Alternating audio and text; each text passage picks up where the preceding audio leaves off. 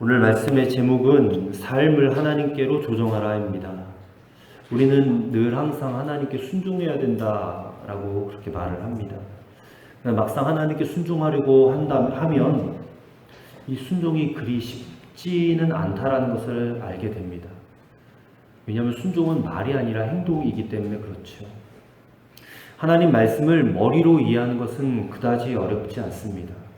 그러나 그 말씀이 가슴까지 내려오는 것, 우리의 마음을 터치하고 내 영혼을 터치하고 또 말씀으로 인하여 감격하기는 쉽지가 않습니다.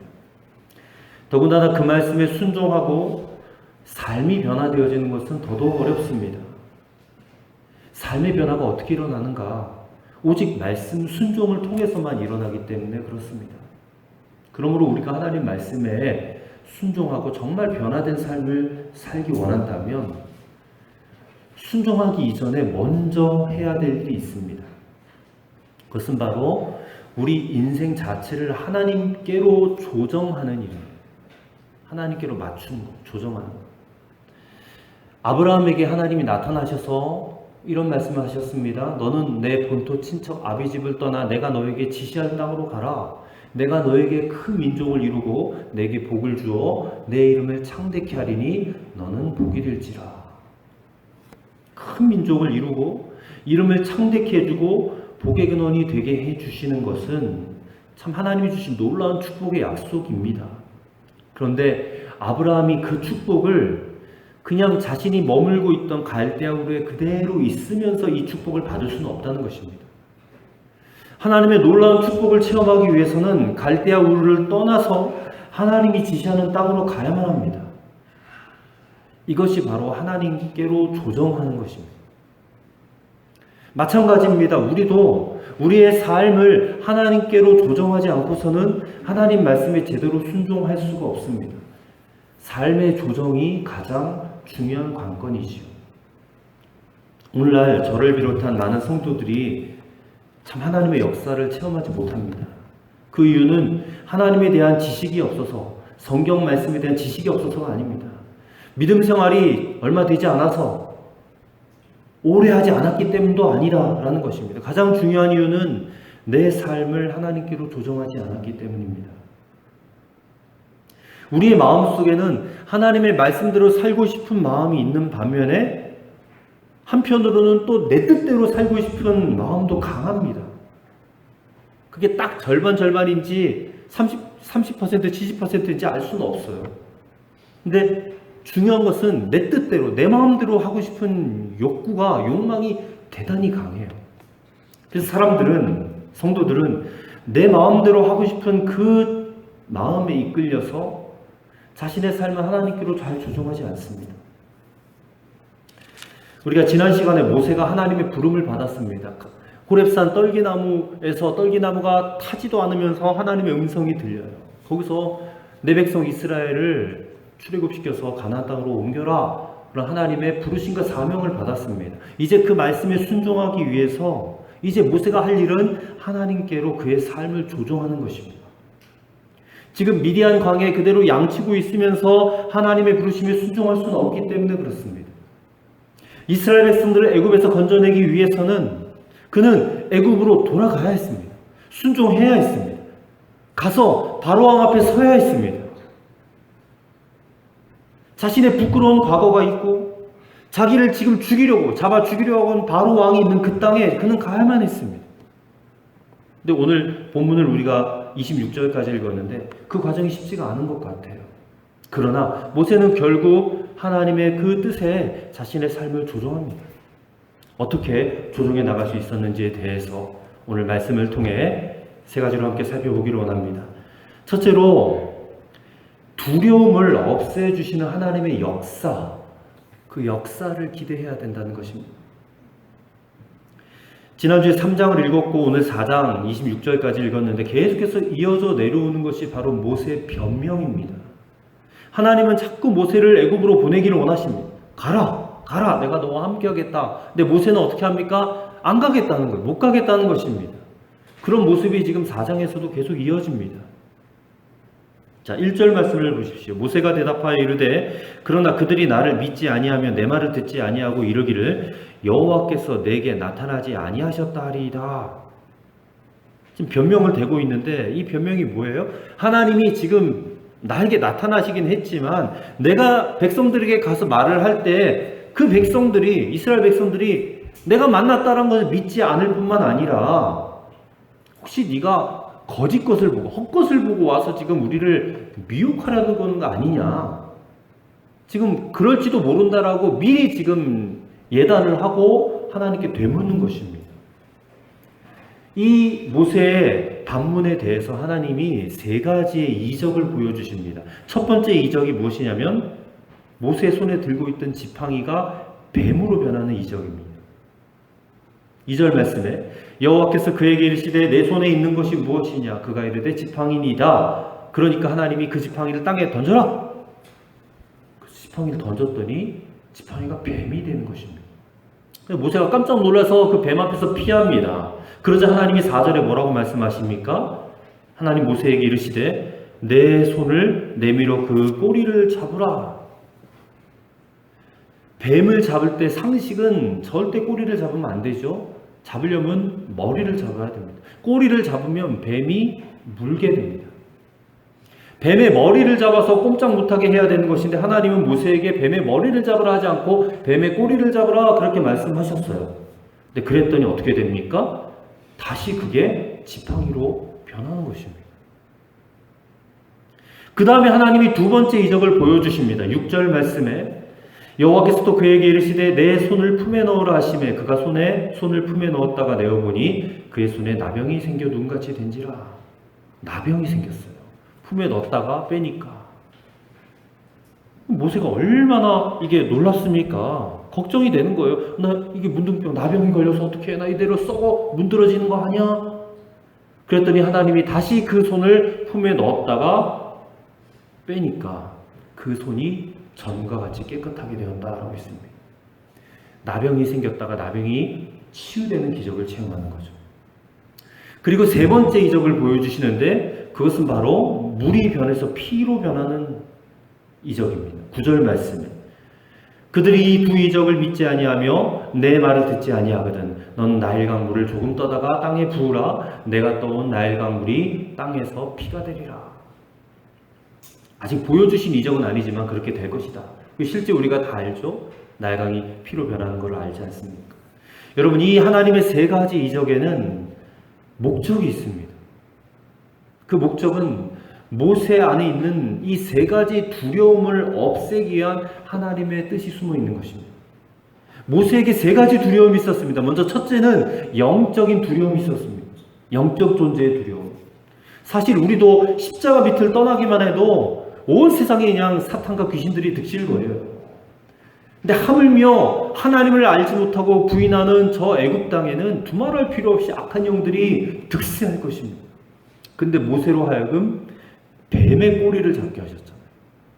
뱀의 꼬리를 잡게 하심으로 이 영적인 존재에 대한 두려움을 극복하게 하신 것입니다. 여러분, 뱀을 잡는다라는 것은 뱀이 뭘 의미합니까? 사탄을 의미하지 않습니까? 사단을 정복하고 마귀를 지배한다는 뜻입니다. 그래서 영적 존재에 대한 두려움을 없애주시는 것입니다. 두 번째로 모세는 육신적인 질병에 대한 두려움이 있었습니다. 모세의 나이가 80세입니다. 나약해요. 근데 이 큰 일을 하다가 피곤해서 이게 병이 들거나 넘어지면 어떻게 되는가, 어떻게 하는가. 그런 육신적 질병에 대한 두려움이 그에게 있었을 것입니다. 근데 하나님께서 나병이 발병했다가 도로 치료되는 이적을 통해서 질병을 고치시고 치료하시는 하나님의 능력을 보여주시는 것입니다. 실제로 출애굽을 할 때 이스라엘 모든 백성, 거기 거의 한 200만 명 가까운 이스라엘 백성들이 건강한 몸으로 출애굽을 했단 말이에요. 모든 백성들이 한 사람도 남김없이 다 출애굽을 했어요. 근데 이스라엘 백성들 가운데 그간에 병든 사람도 있을 것이고 중풍에 걸려 넘어진 사람들도 있을 것이고 다리가 부러져서 움직이지 못하는 그런 사람들도 있었을 텐데 어떻게 전부 다 출애굽을 할 수 있었는가? 분명히 출애굽하는 그날 밤 하나님께서 질병을 고치시고 치료하시는 기적의 역사가 일어났을 거예요. 질병을 고치시는 하나님이었습니다. 그 다음에 세 번째로 모세는 형벌에 대한 두려움이 있었습니다. 형벌. 사실 이 두려움이 가장 큰 두려움이었어요. 모세가 애굽을 떠나서 미디안 광야로 나오게 된 결정적인 이유가 바로 살인죄에 대한 형벌, 그것에 대한 두려움이었습니다. 근데 지금 다시 애굽으로 돌아가라고 하니까 모세가 40년 전 살인사건이 눈에 그냥 생각이 나는 겁니다. 이게 모세를 불안하게 했던 것이거든요. 그래서 18절 말씀해 보시면 모세가 마침내 애굽으로 가려고 마음을 먹고 그 이유를 장인에게 말을 하는데 뭐라고 말하냐면 노예로 살고 있는 내 백성 구원하러 간다라고 말하지 않고 단지 내 형제들이 생존해 있는지를 보러 간다 그렇게 말합니다. 이 모세의 마음에 지워지지 않는 두려움이 있었다는 것을 우리가 보게 되는 것입니다. 그러자 하나님께서 참으로 놀라운 말씀을 그에게 주십니다. 19절 말씀. 여호와께서 미디안에서 모세에게 이르시되 애굽으로 돌아가라. 내 목숨을 노리던 자가 다 죽었느니라 그랬습니다. 지금 하나님 분명하게 말씀하세요. 적어도 너 그 살인죄 때문에 두려워하는 그 마음, 그 문제 가지고 너를 판단하고 정죄하고 참수할 자는 지금 애굽에 단 한 사람도 없다. 다 죽었다. 하나님은 지금 이제 주님의 뜻에 순종하려 하는 모세에게 의의 두루마기를 입혀주신 것 같아요. 이것을 확증시켜주기 위해서 세 번째 기적을 말씀하시는 겁니다. 나일 강물이 변해서 피가 될 거다. 피는 우리 다 알지 않습니까? 죄를 씻어주는 겁니다. 자기가 저지른 살인죄에 대한 두려움이 있었지만 하나님은 물이 피로 변하는 기적을 통해서 모세에게 그 죄에 대한 용서를 확인시켜 주신 것이다. 죄에서 자유케 되는 것은 오직 하나님 용서밖에 없습니다. 하나님께서 친히 모세의 죄와 허물을 가려주시는 것이죠. 이 세 가지 두려움, 영적인 두려움, 육신적인 두려움, 그리고 형벌에 대한 두려움을 하나님이 다 없애주시고 이제 담대하게 애굽으로 갈 수 있게 된 것입니다. 여러분, 우리에게도 살다 보면 이와 같은 두려움들이 엄습해올 때가 얼마나 많습니까? 이 두려움의 문제 때문에 내 삶을 하나님께 조정해야 되는데 그러지 못할 때가 또 얼마나 많느냐 말입니다. 그러나 우리의 삶에 이 모든 두려움을 하나님은 없애주시기를 원하십니다. 우리가 그것을 기대해야 됩니다. 하나님이 없애주시면 그 놀라운 역사를 체험하면 우리는 우리의 삶을 하나님께 조정할 뿐만 아니라 하나님의 명령에 우리는 기꺼이 순종하는, 그래서 하나님의 역사가 나타나고 하나님의 뜻하심이 이루어지는 그런 놀라운 인생을 살게 될 줄로 믿습니다. 두 번째로 하나님께 우리 막대기 같은, 마른 막대기 같은 우리의 삶을, 내 자신을 온전히 하나님께 맡겨야 된다는 것입니다. 자, 20절 말씀을 보시면 모세가 그의 아내와 아들들을 나귀에 태우고 애굽으로 돌아가는데 모세가 하나님의 지팡이를 손에 잡았더라 했습니다. 우리 눈에 확 들어오는 단어가 하나님의 지팡이라는 단어입니다. 본래 모세의 손에 들고 있던 지팡이는 그냥 양떼를 치던 보잘것없는 지팡이에요. 그냥 대충 깎아 만든 그런 어디서나 볼 수 있는 그런 흔한 지팡이. 터키에 가보면 어느 박물관에 모세의 지팡이가 보관이 되어 있대요. 길이가 한 1m 남짓하고 조금 굵은 나무 막대기에 불과하답니다. 물론 그 박물관에 있는 막대기가 진짜 모세 것인지 확실하진 않대요. 근데 당시에 미디안 광야에서 자랄 수 있는 나뭇가지를 생각해 본다면 아마 그 정도 막대기가 맞을 거라고 그렇게 생각을 합니다. 근데 중요한 것은 성경에서 그렇게 볼품없는 모세의 지팡이를 지금 하나님의 지팡이 이렇게 말을 하고 있습니다. 어떻게 해서 이 지팡이가 보잘것없이 나약하고 마른 막대기 같은 것이 하나님의 지팡이가 될 수 있는가? 우리가 앞서 하나님이 이 모세 손에 있던 지팡이를 뱀으로 변하게 해주시는 이적을 보았습니다. 모세가 그 뱀의 꼬리를 잡으니까 다시 지팡이가 되었습니다. 우리가 이 사건에서 하나님께서 이 지팡이를 통하여 모세에게 아주 중요한 메시지를 주고 계시다라는 것을 우리가 알게 됩니다. 이 지팡이는 바로 모세 자신을 가리키는 것이거든요. 40년 미디안 광야에서, 물론 그 40년 이전에 애굽에 있을 때, 애굽의 왕자로 있을 때 그는 자신의 혈기와 자신의 어떤 방법으로 이스라엘을 구원해 보려고 했었어요. 근데 그러다가 그냥 사람을 죽이고 말았잖아요. 마치 뱀처럼 사람을 해치고 말았어요. 그러나 다시 뱀의 꼬리를 잡으니까 지팡이가 되어버린 것은, 그렇게 실패했던 모세가 다시 하나님의 손에 붙들리게 되면 그것이 하나님의 지팡이, 하나님의 사역자가 될 수 있다는 것을 우리에게 보여주는 것이에요. 관건은 우리가 하나님의 손에 붙들리느냐 라는 것입니다. 계속해서 성경을 보면 모세가 이 지팡이를 들고 하나님의 능력을 나타내는 도구로 쓰임받기 시작해요. 볼품없는 막대기에 불과했지만 이 지팡이를 내미니까 홍해가 갈라지고요. 이 지팡이로 반석을 가리키니까 샘물이 솟아나고요. 이 지팡이로 너무나도 놀라운 일들을 해내는 것입니다. 그래서 21절을 보면 너무나 놀라운 말씀이 나와요. 21절.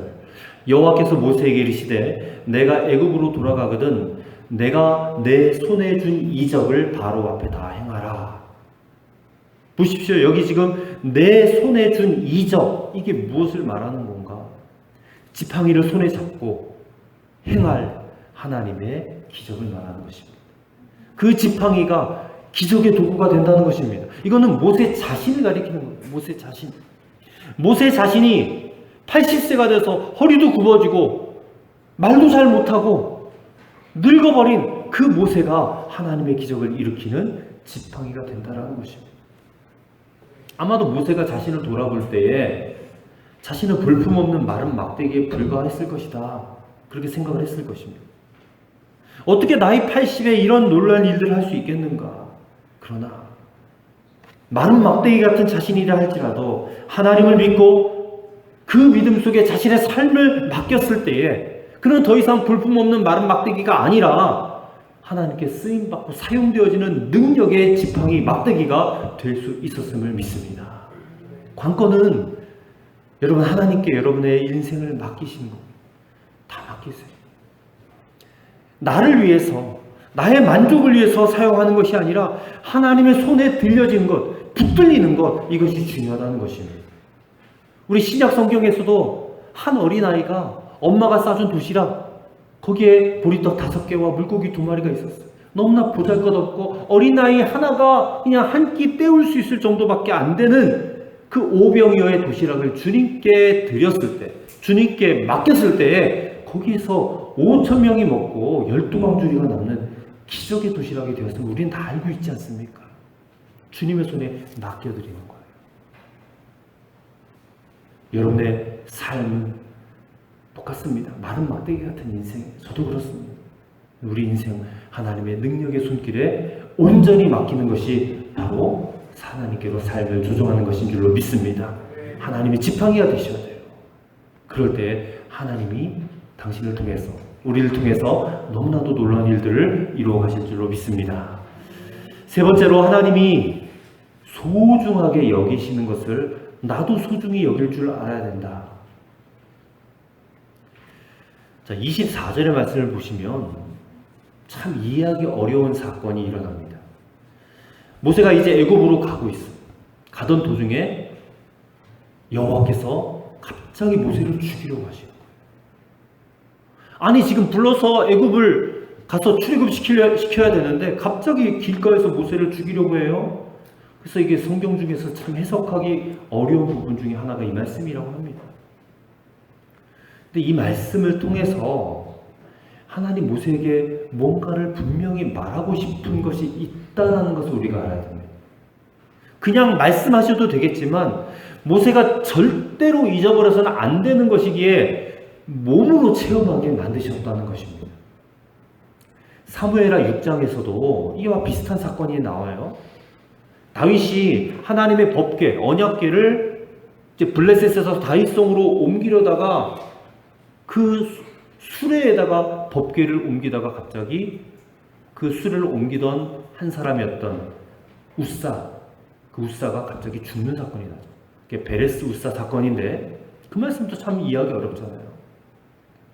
다윗이 하나님께 열심을 가지고 하나님의 법궤, 언약궤를 옮겨오는데 갑자기 그 법궤를 옮기던 우사가 죽는 사건이 일어나는가? 왜 일어나는가? 이것도 하나님이 다윗에게 할 말씀이 있으시다는 거예요. 이스라엘 왕이 되고 이제 하나님이 통치하시는 나라를 만들어 나가면서 그렇게 잘 나가는 다윗에게 너무나 중요한 메시지를 주기를 원하셨다는 거예요. 그것이 무엇인지 아십니까? 그것은 하나님의 일을 해도 하나님의 말씀대로 해야 된다는 거예요. 그게 그 어떤 것보다 중요하다는 거예요. 우리도 하나님의 일을 한다고 하는데 하나님의 말씀대로, 하나님의 방법대로, 하나님의 식대로 하는 게 아니라 내 방법대로, 내 경험대로 할 때가 얼마나 많은지 몰라요. 우리가 아무리 하나님께 열심히 있어도 하나님은 당신의 뜻대로 해야 돼요. 말씀대로 해야 돼요. 말씀보다 앞서는 것은 없습니다. 우리가 아무리 열심을 내고 아무리 헌신을 많이 해도 말씀 안에서 행해져야 된다 그 말이에요. 병 고치는 것도, 능력 체험하는 것도 그것보다 더 중요한 것이 무엇이냐? 말씀 안에서 하는 것이에요. 모세를 죽이려고 하니까 하나님이 25절에 그 안에 십보라가 재빨리 눈치를 챕니다. 그래서 뭘 합니까? 그 자리에서 돌칼을 가지고 자기 아들 게르솜의 양피를 베어서 할례를 행합니다. 그리고 모세에게 그 아들의 양피를 발에다 갖다 대면서 이렇게 말합니다. 당신은 참으로 내게 피난 편이로다. 보세요. 십보라가 지체 없이 할례를 행했다는 것은 그들이 자신들에게 지금 문제가 무엇인지를 이미 알고 있었다는 말이에요. 이미 알고 있었어요. 지금까지 모세는 게르솜에게 할례를 행하지 않았습니다. 왜? 이스라엘 백성인데 왜 아들을 낳고도 할례를 행하지 않았는가? 그게 성경이 말하고 있지 않기 때문에 우리 정확히 알 수 없습니다. 어쨌든 하나님은 이 문제 때문에 지금 모세를 건드리신 겁니다. 하나님의 일을 하는 것도 중요하지만 할례부터 해야 된다. 이 사건을 그 앞에 나오는 22절과 23절 말씀과 연결해서 생각해 볼 수가 있습니다. 하나님이 모세를 애굽에 보내시면서 바로 왕 앞에서 선포해야 될 중요한 메시지를 먼저 주시지 않습니까? 그것은 이스라엘은 내 아들, 내 장자다. 네가 불순종해서 내 장자를 내어보내지 않으면 바로 내가 너의 장자를 죽일 거야. 그거를 선포하는 거예요. 하나님은 지금 애굽의 노예였던 이스라엘 백성들을 하나님의 장자로 택해서 그들을 애굽에서 건져내어서 하나님을 섬기도록 하겠다는 거예요. 근데 반면에 하나님의 장자 이스라엘을 내보내지 않으면, 불순종하면 바로 너의 장자를 내가 죽여버리겠다. 우리가 이 말씀이 그대로 성취된 것을 알고 있지 않습니까? 그렇다면 이스라엘이 도대체 어떻게 하나님의 장자가 되었느냐? 그들이 애굽 사람이나 그 세상 모든 사람들보다 더 뛰어난 민족이었기 때문이었던가? 그게 아닙니다. 그들은 너무나 보잘것없는 미천한 민족이에요. 근데 그럼에도 불구하고 하나님이 이스라엘을 백성으로 삼은 것은 언약 때문입니다. 언약. 그게 아브라함과 하나님이 언약을 맺었잖아요. 창세기에. 그 언약이 바로 할례입니다. 할례로 언약을 맺었어요. 모든 이스라엘 백성들은 그 언약의 표시로 반드시 할례를 받아야 됩니다. 언약 백성이 된다는 거, 하나님의 백성이 된다는 거, 그리고 하나님의 장자가 된다는 게 이게 얼마나 엄청난 일입니까? 할례는 그런 의미에서 세상과 구별되는 것을 의미하는 것입니다. 모세가 그걸 몰랐을까요? 알고 있었을 것입니다. 그럼에도 불구하고 자기 아들 게르솜에게 할례를 행하지 않았습니다. 이것에 대해서 성서학자들은 추측합니다. 이렇게 모세가 자기 아들을 난지 8일 만에 할례를 하려고 했을 때 그 안에 이방인 안에 십보라가 반대했을 것이다라고 추측을 합니다. 이것은 십보라가 급하게 돌칼을 가지고 자기 아들 포피를 베어 모세의 발에 대면서 당신은 참으로 내게 피난 편이로다라고 하는 말을 통해서 우리가 충분히 예측할 수 있는 사실입니다.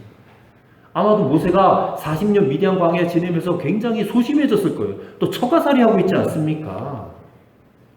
할 일이 뭐가 있어요? 그저 장인의 양떼나 치는 이런 정말로 하찮은 어떤 그런 존재가 되어버렸잖아요. 굉장히 작고 낮은 자가 되어 있기 때문에 아마 그 이방인 안에 그 주장에 기도 못 펴고 자신의 소신대로 하기가 어려웠을 거예요. 아내에게 질질 끌려다녔단 말입니다. 모세가. 시보론 기세등등했을 거예요. 자기 남편 모세를 잡고 막 흔들었을지도 몰라요. 그러니 뭐 모세의 말에 순종하겠습니까? 자기 뜻을 굽히지 않고 그렇게 해서 결국 남편으로 하여금 하나님 말씀에 불순종하게 만들었어요. 시보라. 결국 하나님께서는 모세를 죽이려고 하신 이 사건을 통해서 시보라가 남편을 다시 보게 되는 겁니다. 피의 남편, 즉 하나님의 사람, 하나님의 부르심을 받은 남편, 하나님께 속한 남편으로 시보라가 모세를 인정하게 되는 것입니다. 그게 아들의 포피를 잘라가지고 모세의 발에 갖다 대었다라는 이것이 무슨 말이냐면 그녀가 이제는 남편의 권위에 온전히 순종할 것을 다짐한 것입니다. 자신의 고집을 꺾고 하나님이 중요하게 생각하신 것을 나도 이제 소중히 여길 것이다 라고 결심하는 것이 바로 그 행위라는 것입니다.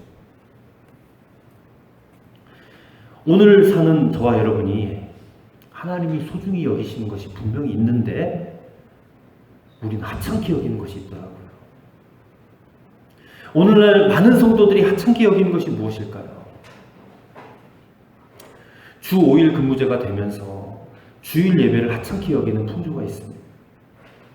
주일 연휴가 끼면 주일 성수하는 것을 아무렇지도 않게 여기는 이들이 있습니다. 뭐 매주 반복되는 예배니까 뭐 한 번쯤은 빠져도 괜찮겠지 않겠어? 그렇게 여기고 자기 볼일 보러 다니고 막 그래요.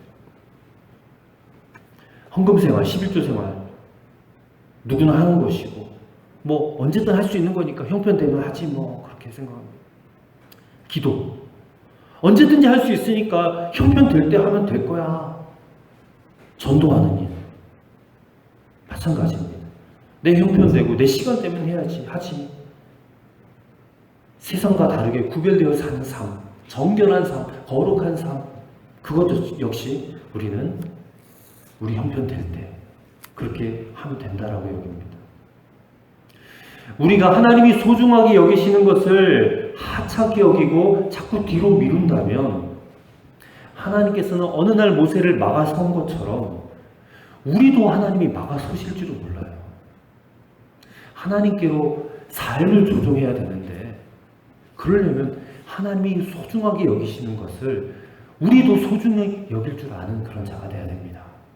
그래서 오늘 말씀이 우리에게 도전하는 것이 바로 이것입니다. 우리의 인생을, 우리의 삶을 온전히 하나님께로 조종하는데 우리가 주저해서는 안 되겠다. 지금 내가 있는 그 자리에 여전히 가만히 있으면서 하나님 말씀에 절대 순종할 수 없어요. 우리 마음에 혹시 두려움이 있습니까? 영적인 두려움? 육체적인 두려움? 그런 두려움들 여러분 하나님이 없애주시기를 기대하시고 담대히 하나님 말씀에 순종하기로 결단해 보시기를 바랍니다. 우리의 삶은 마른 막대기예요. 하지만 하나님의 손에 들려지면 능력의 막대기가 되는 거예요. 능력의 지팡이 되는 거예요. 그리고 하나님 소중히 여기시는 것, 그것을 우리도 소중히 여기고 그렇게 살아갈 때에 모세처럼 귀하게 쓰임받는 하나님의 일꾼들이 다 되어지시기를 주님의 이름으로 간절히 축원합니다. 기도하겠습니다. 아버지 하나님 감사합니다. 우리의 삶을 하나님께로 조정하기 원합니다. 여전히 주저하고 머물러 있으려고 하는 우리의 자리에서 이제는 벌떡 일어나 하나님께로 방향을 조정해 나갈 수 있도록 성령님 도와주시옵소서. 두려움을 없애고 담대히 하나님 말씀에 순종하기 원합니다. 마른 막대기 같은 내 삶을 하나님께 맡기겠습니다. 하나님 소중히 여기시는 것을 나도 소중히 여기겠습니다. 그래서 모세처럼 귀하게 쓰임받고 사용되어지는 하나님 일꾼 되기 원합니다. 주여 우리를 통하여 역사하여 주시옵소서. 주 예수 그리스도 이름으로 기도하옵나이다. 아멘.